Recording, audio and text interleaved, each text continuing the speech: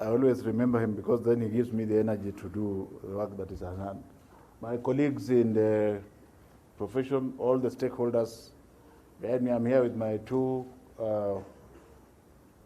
deputies, Mr. Kinuthia and Godana.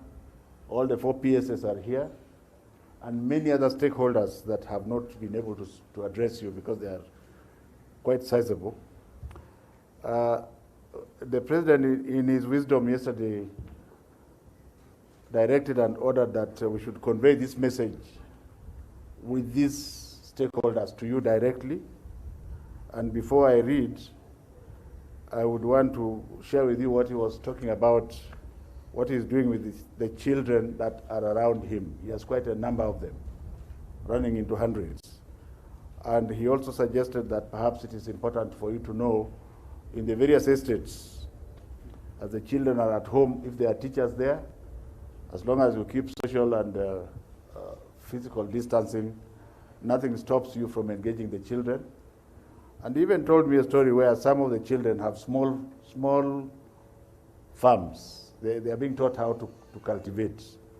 So there is so much that the parents and the teachers can do as the children are still with us at home.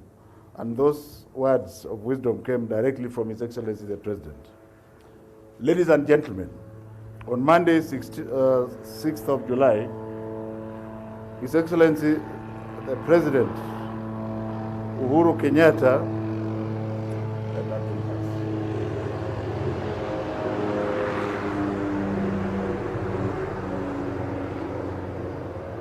on Monday, the 6th of July, 2020, His Excellency the President, Uhuru Kenyatta, in his wisdom, directed the Ministry of Education, jointly with all stakeholders in the sector, to notify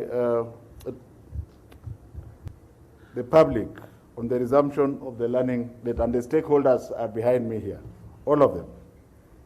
Following this directive, ladies and gentlemen, all stakeholders who had participated in earlier consultations on the reopening of learning institutions have today held yet another meeting at this institution, Kenya Institute of Curriculum Development, and we have discussed the feedback from His Excellency the President and the recommendations. We are happy to inform the country that His Excellency the President accepted the stakeholders' recommendations presented to him yesterday. As a matter of fact, he would have presented them himself to the nation, but again, in his wisdom, he has empowered me on behalf of all the other stakeholders to present this to you. Arising from the consultations and concurrences today, I wish to inform the country that in consultation with the Ministry of Health and in conformity with COVID-19 mitigation measures, the stakeholders set up the minimum reopening of pre-primary, primary, and secondary institutions as follows. 1, reducing physical contact in learning institutions by having fewer learners will have great impact in reducing COVID-19 cases and fatalities associated with the opening of the institutions. 2, schools should only reopen when the daily percentage of confirmed COVID-19 cases have reduced consistently for at least 14 days, which we call in medical terms flattening of the curve, which has just been referred to by the physician who is in charge of this process. C, social and physical distancing is actually the most critical factor in ensuring safety and health of our learners for the reopening of the learning institutions. And I would like to add that His Excellency the President took the children to school through the 100% transition. And to most people, they think 100% transition means you take the people who have passed the exam. But what we actually did is we went to the people and took the children who are not in school to the various places that they should have gone. If you are supposed to be in Form 3, you went to Form 3. If you are supposed to be in Standard 7, you went to Standard 7. So we have the children at school. Hand washing with soap and or use of sanitizers, wearing of masks properly, and monitoring of body temperature. Here again, it's important to remember that you use the gun not something that will be touching the body like in the past. So we shall be using the gun to ensure safety of learners. The total number of COVID-19 cases in Kenya is rising steadily, and up to yesterday we recorded 8,067. The highest daily number of cases was reported only 3 days ago on the 4th of July and was 389. Ladies and gentlemen, based on this very disturbing trend, stakeholders have shelved the initial proposal to reopen basic education learning institutions in September for Standard 8 and Form 4 candidate classes because of the following reasons. Number one, there will be 2 Form 1 classes in 2021 academic year. The country will experience very severe equity challenges, which may be constitutional in nature, when only 2 basic education classes reopen and transition while all the other children lose the year. Although the 2020 Form 4 cohort will have left, the total number of candidature in Form 4 is 752,000, as compared to approximately 1.2 million in Standard 8, which would mean then that even if we had the intention of using the space left by Form 4, we would be having a deficit of in excess of 438,000. Therefore, it shall be difficult, in fact not difficult, it will be impossible to achieve social distancing. And even social distancing apart, we shall be unable to have physical classrooms for this huge number. 4, all learners in grade 1 to 4, standards 5 to 7, and Form 1 to 3 in 2020 will remain in the current classes in 2021. Therefore, there will be no CPE examinations in 2021, in the later part of 2021, because the students in standard 7 and Form 3 it will be practically impossible for them to cover the syllabus of 5 terms within 1 year.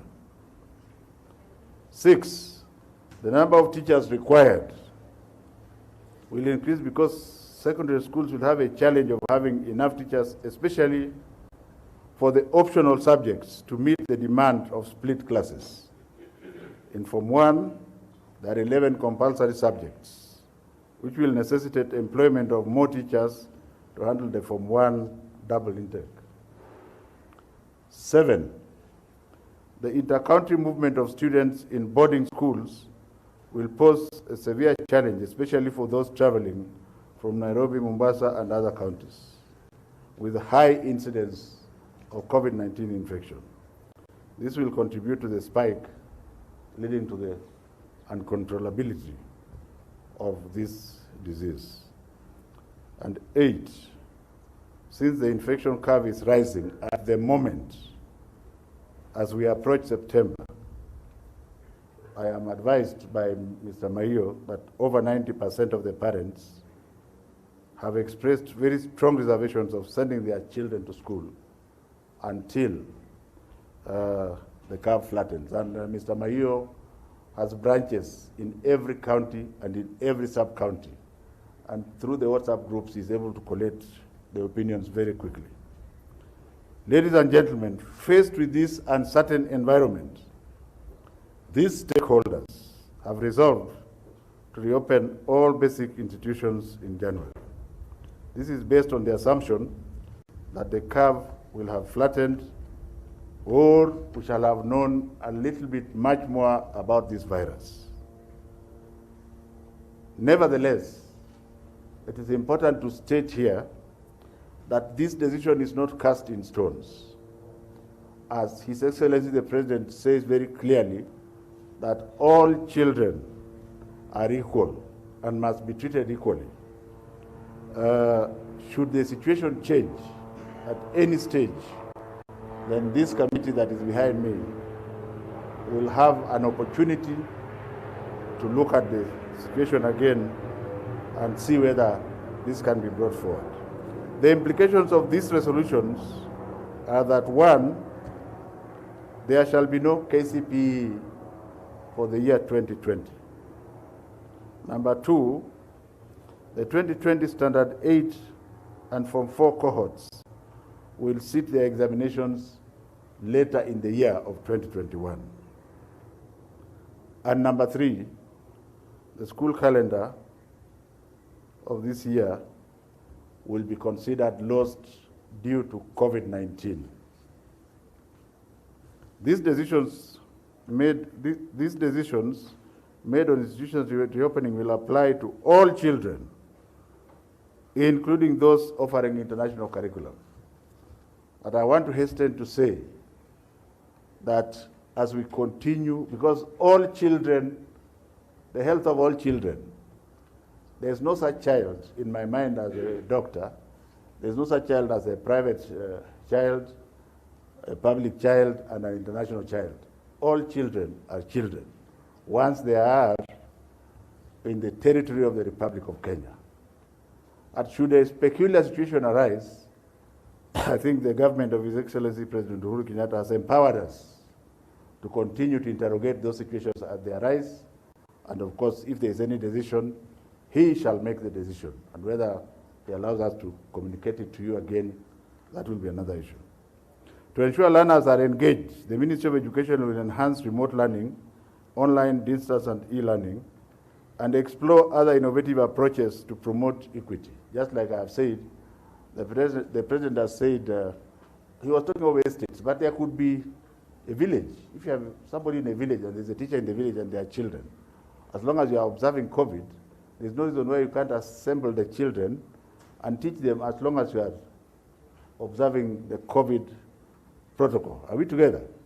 And the example that he made, how he teaches, he himself teaches some of the children how to dig and create a small farm.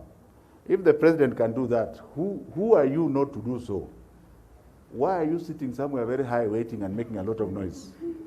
So this can be done by all the teachers and parents, that in addition to the book learning, you actually take your child through the University of Life.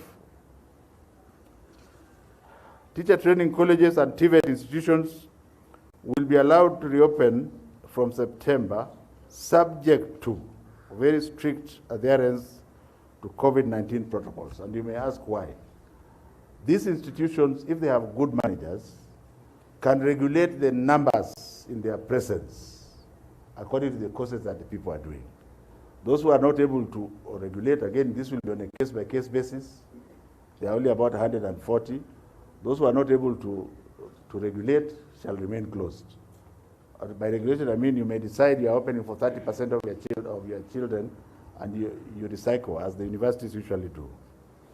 The Ministry of Education will in due course issue a comprehensive circular on reopening dates, when the Kenya National Examination Council will issue revised examination timetables, which again may not be cast in stone.